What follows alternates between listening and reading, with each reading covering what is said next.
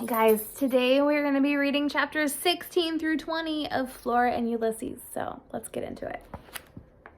Chapter 16, Victims of Extended Hallucinations. It was not Father at the door. It was Tootie. Tootie Tickman, said Flora.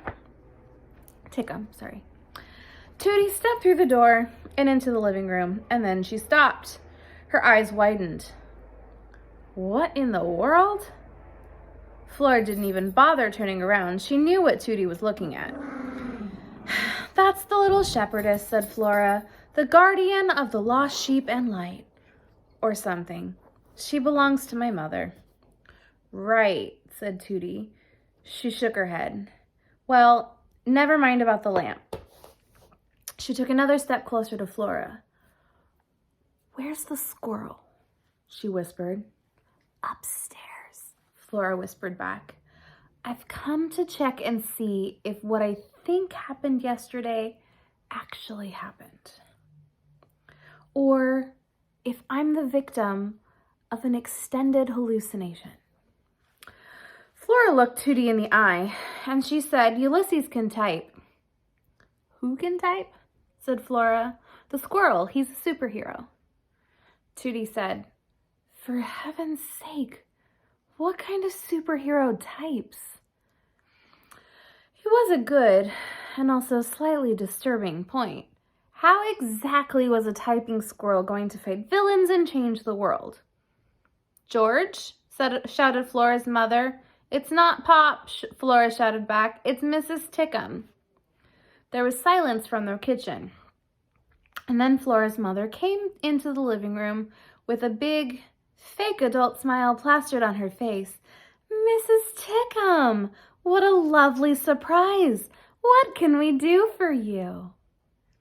Tootsie smiled a big, fake adult smile back. Oh, she said, I just came to pay Flora a visit. Who? Flora, said Tootie. Your daughter? Really? Said Flora's mother. You came to see Flora. I'll be right back, said Flora. She ran out of the living room and through the dining room. What an extraordinary lamp, she heard Tootie say. Oh, do you like it? Said Flora's mother. Ha, thought Flora. And then she was out of the dining room and into the kitchen. She ripped the paper out of the typewriter and looked down at the words. They were absolutely not a hallucination. Holy Bagumba, said Flora. A loud scream echoed through the house. Flora took the paper and shoved it down the front of her pajamas and ran back into the living room. Ulysses was sitting on top of Marianne. Or rather, he was trying to sit on top of Marianne. His feet were scrabbling to gain purchase on the little shepherdess's pink flower lampshade. He paused his efforts and looked at Flora in an apologetic and hopeful way, and then he returned to the wobbling back and forth. Oh my goodness, said Tootie. How did it get in here? Shouted Flora's mother. It just came flying down the stairs. Yes, said Tootie. She gave Flora a meaningful look. Flying. It absolutely scared the living daylights out of me and Mrs. Tickum. We screamed. We did, said Tootie. We screamed. There's just no end to the excitement. If that squirrel breaks my lamp, I don't know what I'll do. Marianne is very precious to me. Marianne? I'll just get him off the lamp, okay, said Flora. She put out her hand. Don't touch it, screamed her mother. It has a disease. The doorbell, as if it were echoing Flora's mother's advice, buzzed its terrible warning buzz. Flora and her mother and Tootie all turned. A small voice called out. The voice said, Great Aunt Tootie? Sorry, guys. My dog is whining. All right, chapter 17. I smell squirrel. There was a boy at the door. He was short, and his hair was so blonde that it looked almost white. His eyes were hidden behind an enormous, a pair of behind enormous dark glasses. In addition to terrible things that can happen to you, the illuminated adventures of the amazing Incandesto regularly featured a second bonus comic entitled The Criminal Element is Among Us. The Criminal Element gave very specific pointers on how to never, ever be fooled by a criminal. And one of the oft-repeated dictums of the criminal element was the best way to get to know a person was looking him or her directly in the eye. Flora tried to look the boy in the eye, but all she saw was a reflection of herself in his dark glasses. She looked short and uncertain, like an accordion in pajamas. That's weird. "William," said Tootie, "I told you to stay put."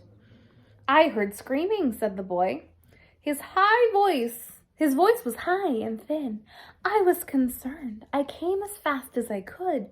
Unfortunately, on the way over here, I had a small but extremely violent encounter with some variety of shrub. And now I'm bleeding." I think I'm bleeding. I'm pretty sure I smell blood. But no one should be concerned. Please don't overreact. "This," said Tootie, "is my nephew." "Great nephew," said the boy. "And I hope I don't need stitches." "Do you think I need stitches?" "His name is William," said Tootie. "William Spiver, actually," said Tootie's nephew. "I prefer to be called William Spiver. It distinguishes me from the multiplicity of Williams in the world." He smiled. "It's a pleasure to meet you, whoever you are. I would shake your hand, but as I said, I think I'm bleeding. Also, I'm blind." "You're not blind," said Tootie. "I'm suffering from a temporary blindness induced by trauma," said William Spiver. Temporary blindness induced by trauma. The word sent a chill down Flora's spine. Seemingly, there was no end to the things that could go wrong with human beings. Why hadn't terrible things that can happen to you done an issue on temporary blindness induced by trauma? Or, for that matter, one on extended hallucinations. "I'm temporarily blind," said William Spiver again. "How unfortunate," said Flora's mother. "He's not blind," said Tootie, "but as of this morning, he's staying with me for the summer. Imagine my surprise and excitement." "I have nowhere else to go, Great Aunt Tootie," said William Spiver. You know that. I am at the mercy of the winds of fate." "Oh," said Flora's mother. She clapped her hands. "How wonderful! A little friend for Flora." "Of course you do. I don't need a little friend," said Flora. "Of course you do," said her mother. She turned to Tootsie. "Flora is very lonely. She spends far too much time reading comics. I've tried to break her of the habit, but I'm very busy with my novel writing, and she's alone a lot. I'm worried that it has made her strange." "I'm not strange," said Flora. This seemed like a safe statement to make, but when someone is truly profoundly strange, as William Spiver was standing beside her.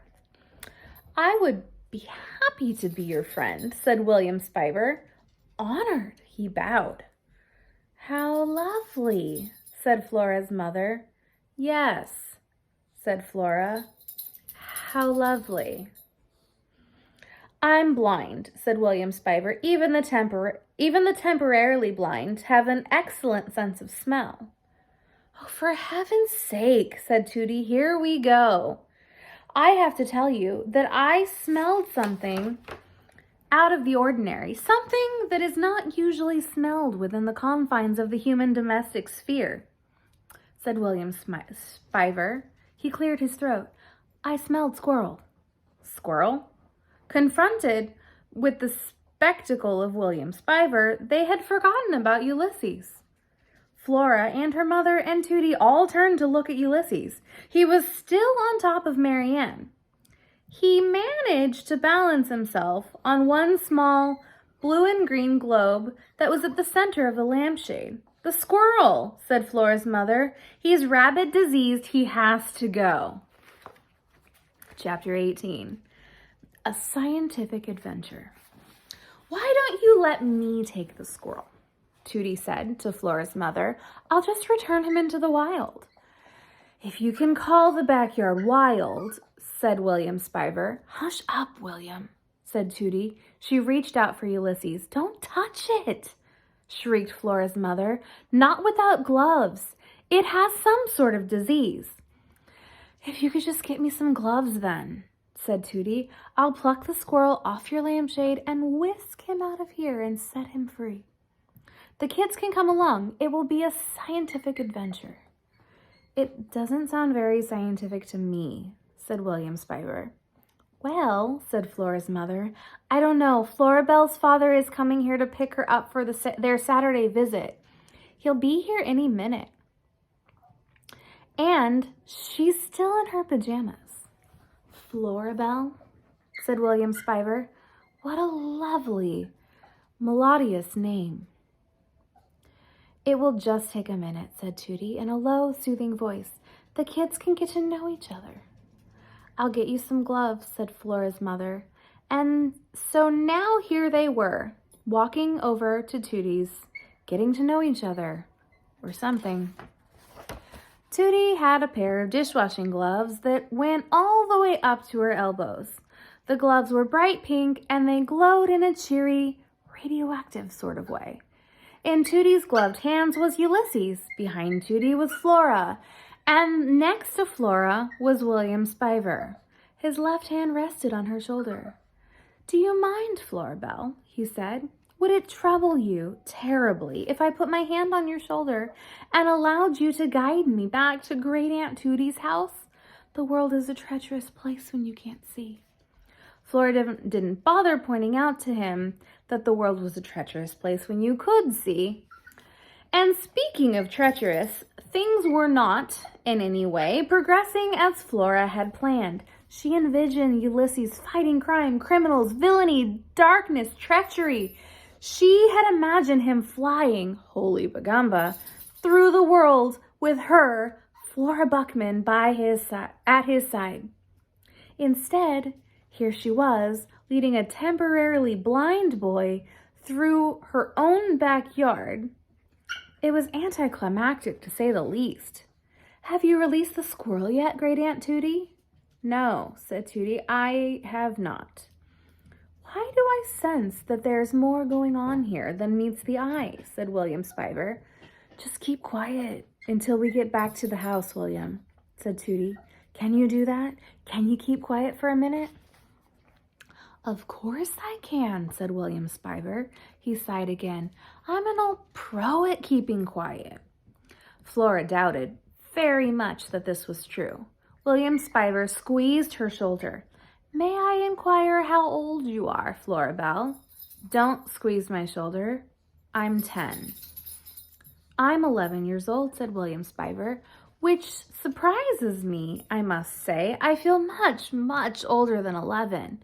Also, I know for a fact that I'm smaller than your average 11-year-old. It may even be that I'm shrinking. Excessive trauma can stop growth. I'm not certain, however, if it can cause actual shrinkage." "What was the traumatic event that turned you blind?" said Flora. "I'd prefer not to discuss it right now. I don't want to alarm you." "It's not possible to alarm me," said Flora. "I'm a cynic. Nothing in human nature surprises a cynic." "So you say," said William Spiver. The word cryptic popped into Flora's head. It was preceded by the word unnecessarily. "Unnecessarily cryptic," said Flora out loud. "I beg your pardon," said William Spiver. But they were at Tootie's house. They were walking through her backyard and into her kitchen, which smelled like bacon and lemons. Tootie put Ulysses down on the table. I don't understand, said William Spiver. We're back at your house. But I can still smell squirrel. Flora took the paper out of her pajamas. She handed it to Tootie. She felt like a spy. A successful spy, a triumphant spy, albeit a spy in pajamas. What's this? Said Tootie. It's proof that you aren't victim of an extended hallucination, said Flora. Tootie held out the paper in both hands. She stared at it. Squirtle? She said. Squirtle? Said William Spiver. Keep reading, said Flora. Squirtle, said Tootie. I am Ulysses, born anew. See? Said Flora. What does this prove? Said William Spiver. What does it even mean? Squirrel's name is Ulysses, said Tootie. Wait a minute, said William Spiver. Are you positing that the squirrel typed those words? Positing? Positing? Yeah, said Flora. That's exactly what I'm positing. The hallucination extends, said Tootie. What hallucination?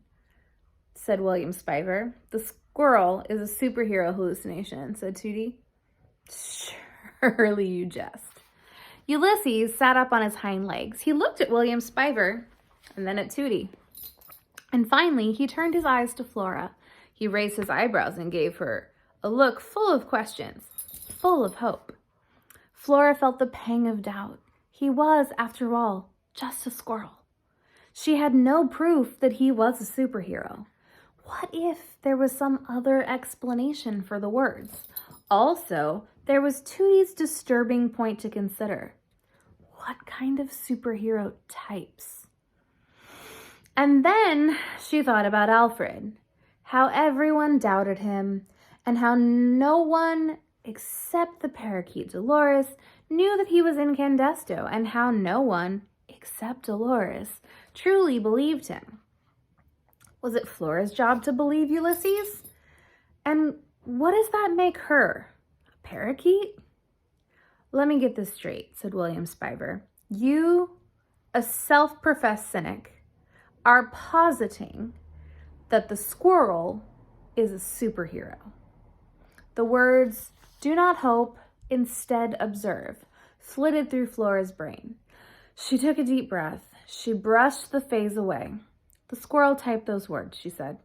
Well, said William Spiver, whose hand was still on Flora's shoulder. Why didn't he move the hand? Let's just approach this scientifically. We'll put the squirrel in front of Great Aunt Tootie's computer. We'll ask him to type again. Chapter 19, The Inadvertent Eye. He sat in front of the machine. It was different from Flora's mother's typewriter. There was a blank screen instead of paper, and the whole contraption glowed, emitting a warm but not entirely friendly smell. The keyboard was familiar, though. Each of those letters was there, each of them in the same place.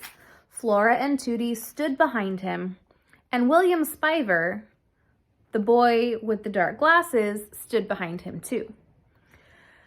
This was an important moment. Ulysses understood that very well. Everything depended on him typing something. He had to do it for Flora. His whiskers trembled.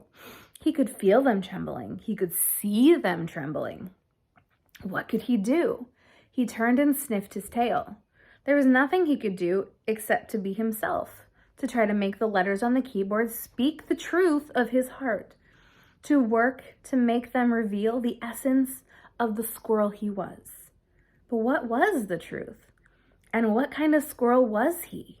He looked around the room. There was a tall window, and outside the window was the green world and the blue sky. Inside, there were shelves and shelves of books, and on the wall above the keyboard was a picture of a man and a woman floating over a city. They were suspended in a golden light.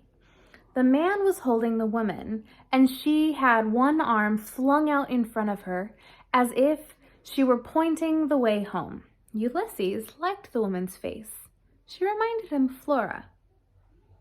Looking at the painting made the squirrel feel warm inside, certain of something.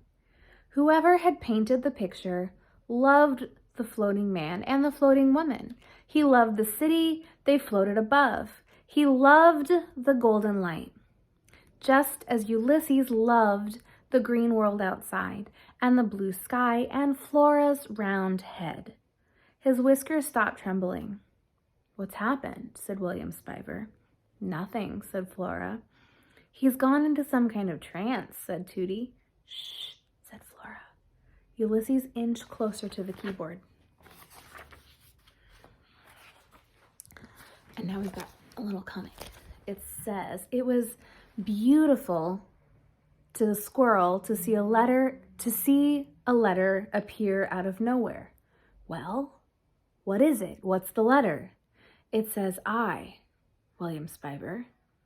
"But that proves nothing. Of course, anyone can inadvertently hit an I.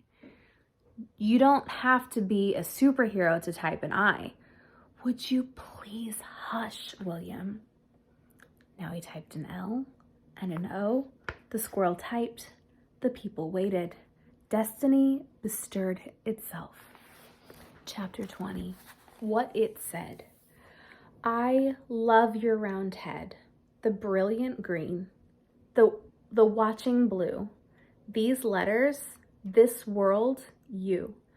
I am very, very hungry." All right, guys. That's the end of our reading for today. We'll have to wait till next time to find out what happens next. Bye.